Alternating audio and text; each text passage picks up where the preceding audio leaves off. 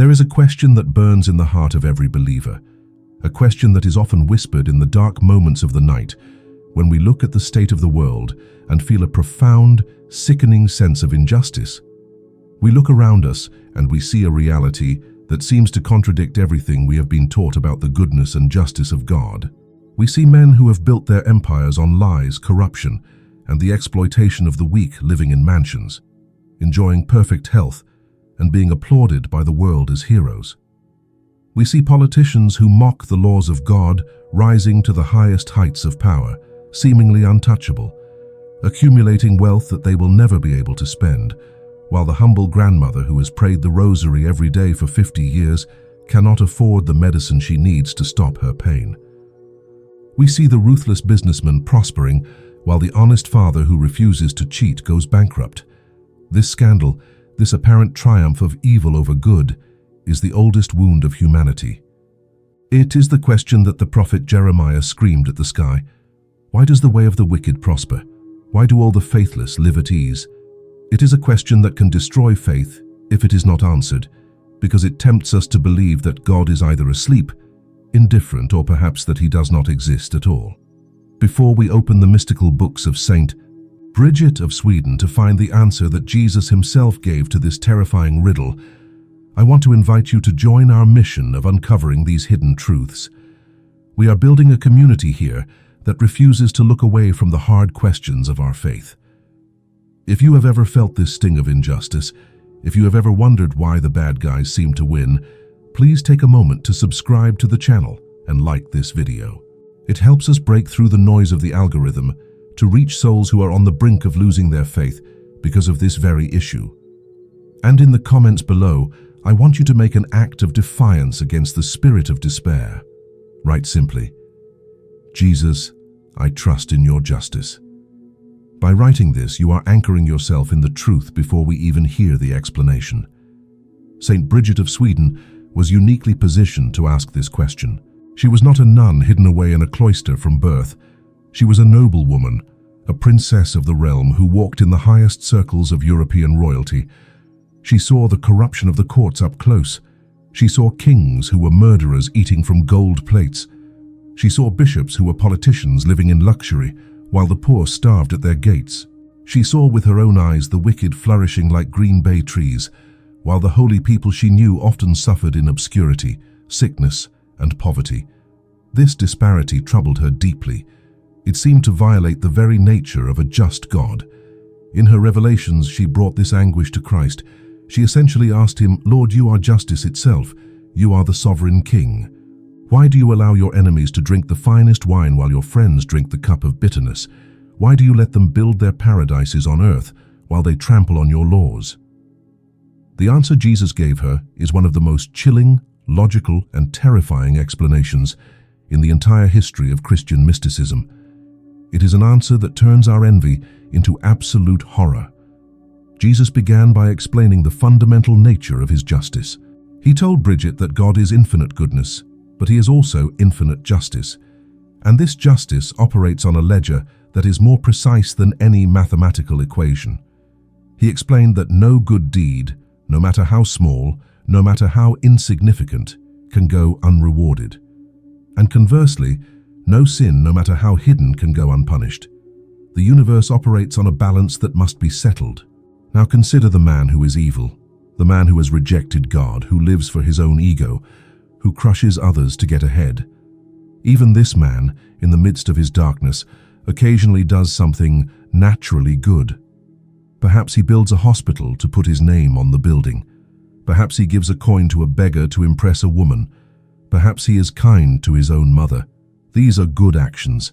They have a value, and because God is just, he cannot ignore that value. He cannot say, "I will not count that good deed because you are a bad person." He must pay for it. But here is the terrifying catch. Jesus explained to Saint Bridget that because this man has chosen to separate himself from God through mortal sin and obstinacy, he cannot be rewarded in the next life. He has closed the door to heaven. He has no inheritance in the kingdom of light.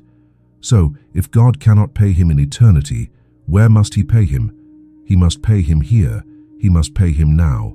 The prosperity of the wicked, their wealth, their health, their fame, their long lives, is not a blessing. It is a receipt. It is God settling the account. Jesus revealed that when we see a corrupt person rising to power or accumulating millions, we are watching God clearing the books. He is giving them their reward in full in the only currency they are capable of receiving, the dust of the earth.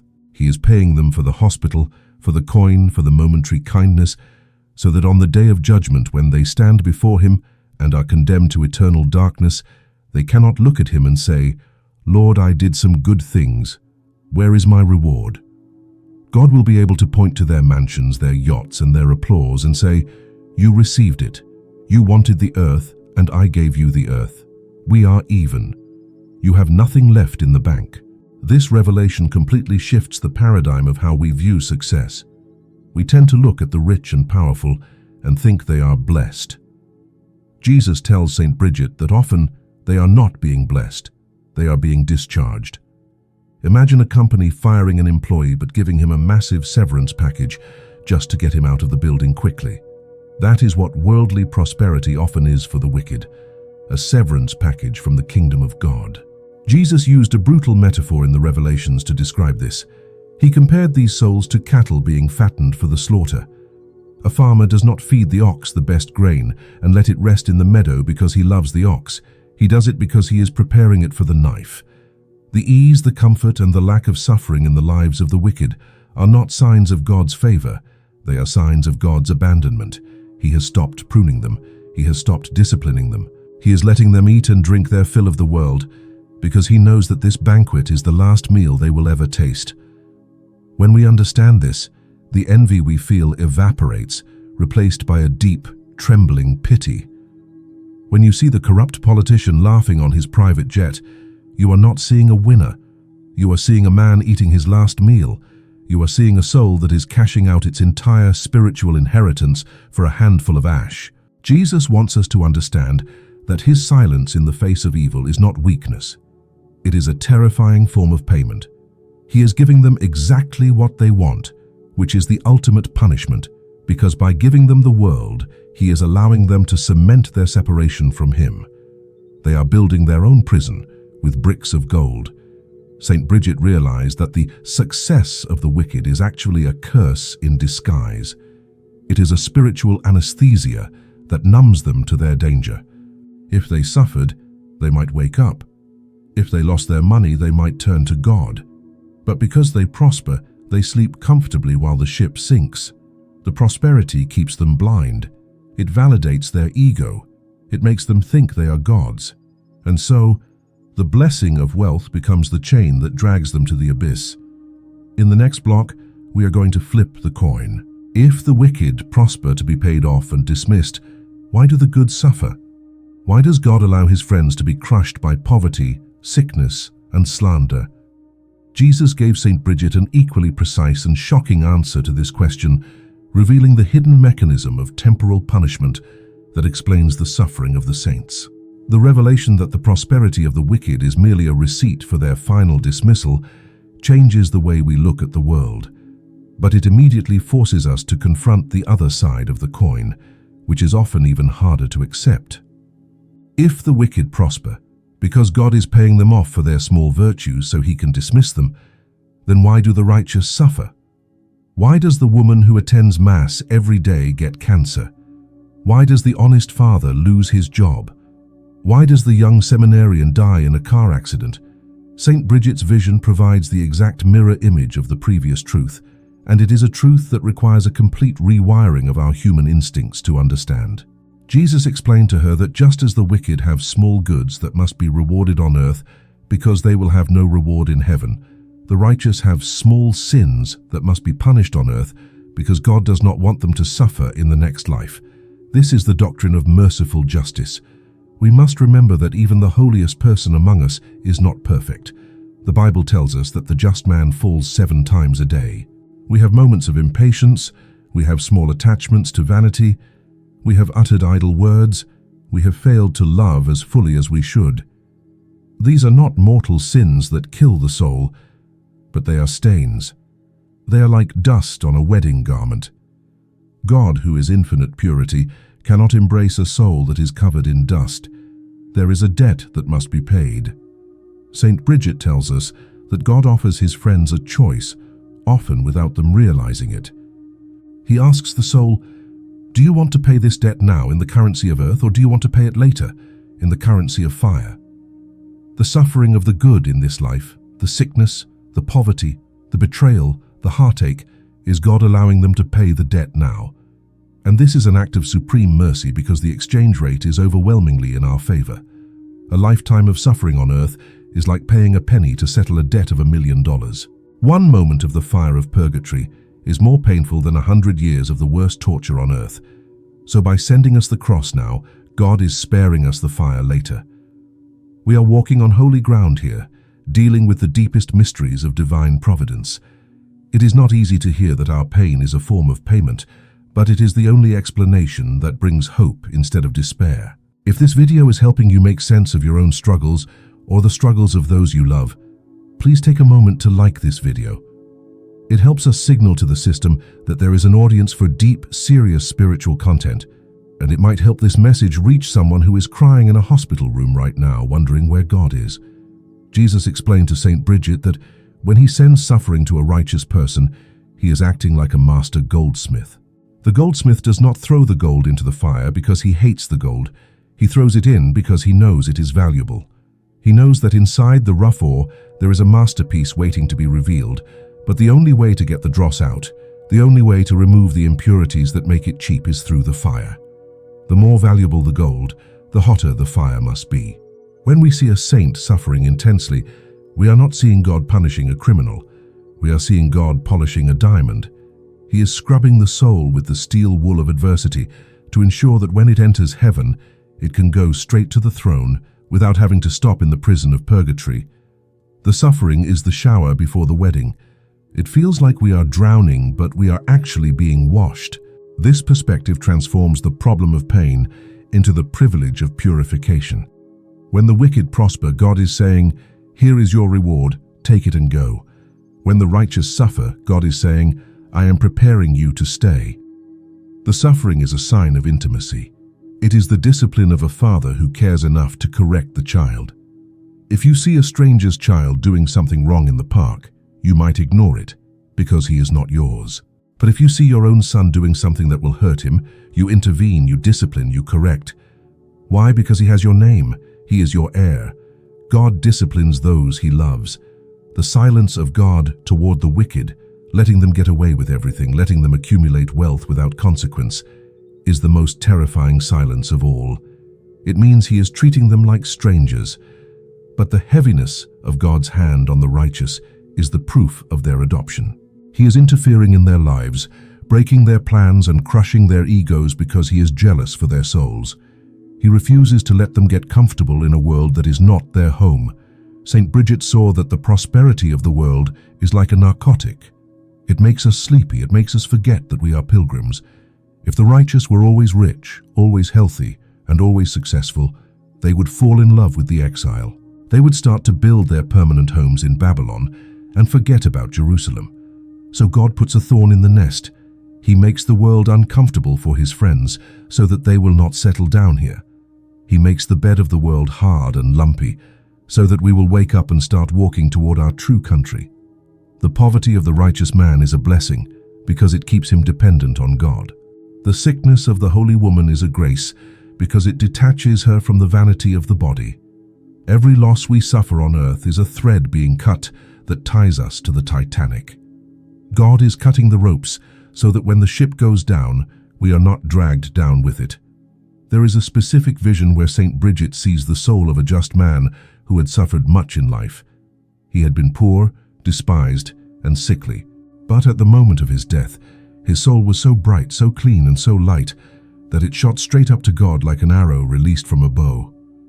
There was no weight of sin to hold him down because he had burned off his weight during his life.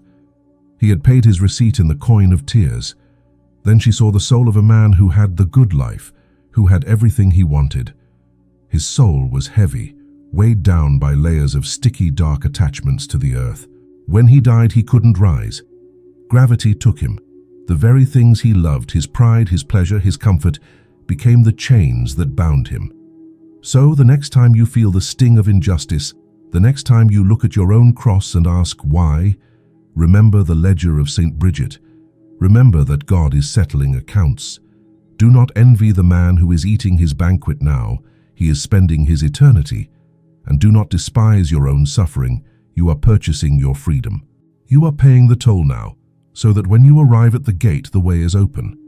But understanding this is only the first step. Knowing why we suffer is one thing. Knowing how to suffer is another. There is a way to waste your suffering, and there is a way to invest it. St. Bridget reveals that the attitude we have while we are in the fire determines whether the fire burns us or refines us. We must learn the secret art of offering, the spiritual alchemy that turns the lead of our pain into the gold of salvation, ensuring that not a single tear we shed hits the ground without shaking the heavens. Knowing that the suffering of the righteous is a form of purification, and the prosperity of the wicked is a form of dismissal, changes our intellectual understanding of the world, but it does not automatically change how we feel when the weight of the cross crashes down on our shoulders. It is one thing to know that the fire is cleaning the gold. It is another thing entirely to stand in the fire and not scream. This brings us to the final critical dimension of St. Bridget's revelation, which is the practical instruction on how to endure. Jesus revealed to her that while suffering is inevitable for his friends, the merit of that suffering is not automatic. There is a tragedy that is even worse than the prosperity of the wicked, and that is the wasted suffering of the righteous. It is possible to go through hell on earth, to lose your job, your health, your reputation, and yet receive no reward for it in eternity, because you bore it with rebellion, with hatred, and with a heart full of bitterness. The two thieves on the cross are the eternal example of this dynamic. Both men suffered the exact same physical torture, the exact same nails, and the exact same agonizing death, but one turned his pain into a key that opened paradise, while the other turned his pain into a final curse that sealed his damnation. The difference was not the pain, the difference was the offering. Jesus taught St. Bridget that the secret to turning temporal punishment into eternal glory is the disposition of the will. When the calamity strikes, when the injustice happens, the soul must immediately resist the temptation to play the victim. The victim mentality says, "God, why are you doing this to me? I don't deserve this." The saint mentality says, "Lord, I accept this payment. I know that I have debts in my ledger that I cannot see. I know that I have loved myself more than you. I accept this cancer, this bankruptcy, this loneliness as the receipt for my sins, and I thank you for letting me pay it now, while the price is cheap rather than later when the price is infinite." This is a hard teaching. It feels almost impossible to thank God for pain, but St. Bridget insists that this gratitude is the alchemy that changes the nature of the suffering. When we accept the cross as a just chastisement or a necessary purification, the sting of the suffering remains, but the bitterness is removed. The pain becomes clean. It becomes a ladder rather than a pit. I want to take a brief moment in the middle of this deep reflection to ask for your help. We are diving into texts and theological realities that the modern world has largely thrown into the garbage bin. We are trying to recover the wisdom of the saints to help us navigate these confusing times. But this work of research, writing, and production is a full-time mission that relies on the generosity of those who see its value. If this video has given you a new perspective on your own struggles, if it has helped you make peace with a difficult situation, please consider supporting the channel. You can use the Super Thanks button to make a donation of any size, or you can join our community as a member. Your support is not just a financial contribution, it is a spiritual partnership. It allows us to keep the lights on and continue to bring these hard, healing truths to a world that is starving for them. Returning to the vision, we must look at the terrifying flip side of this offering. While the righteous are paying their debts, the wicked are accumulating them. Jesus showed St.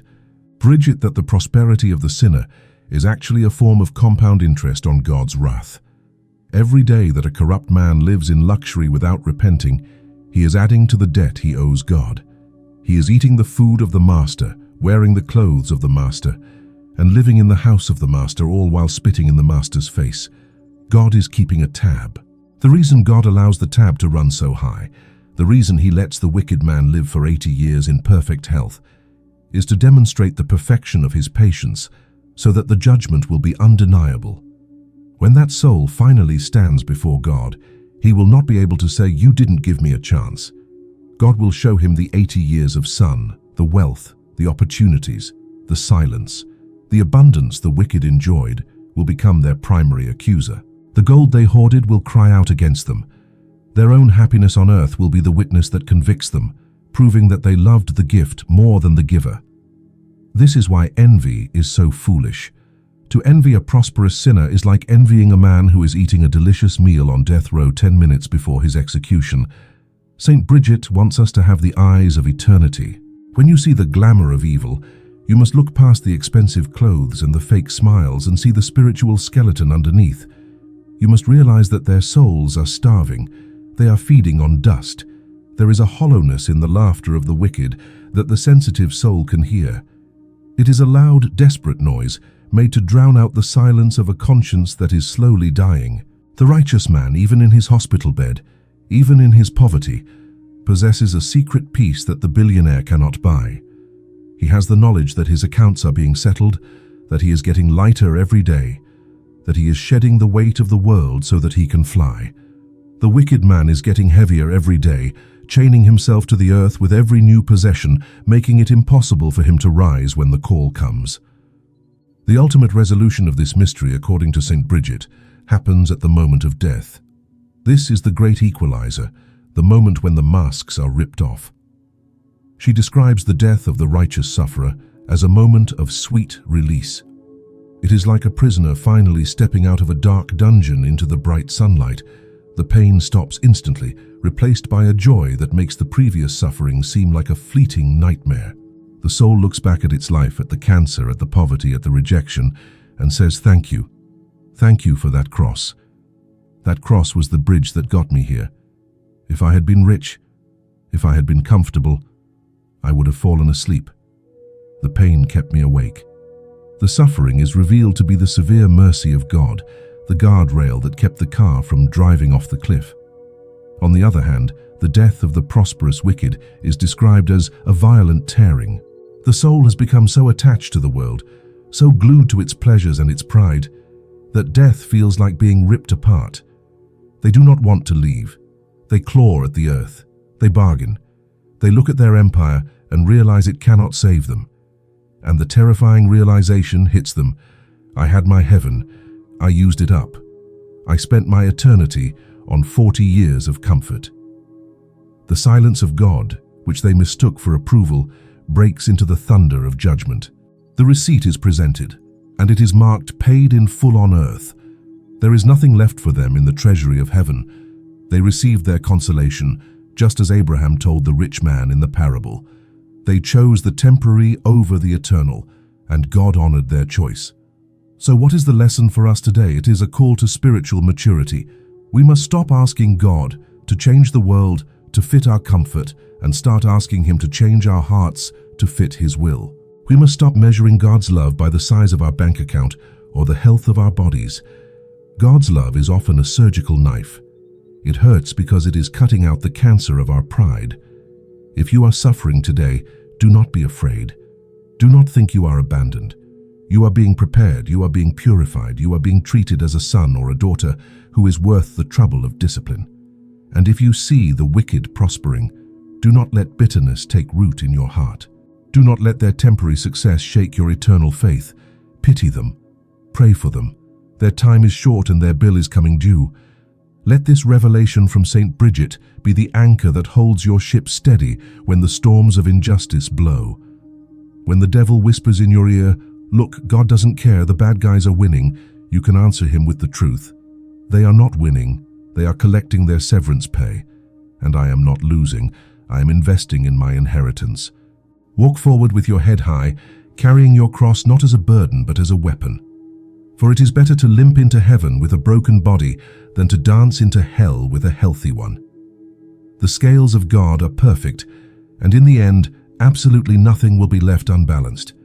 Trust the process, trust the goldsmith, and trust that the fire you feel today is the light you will wear tomorrow.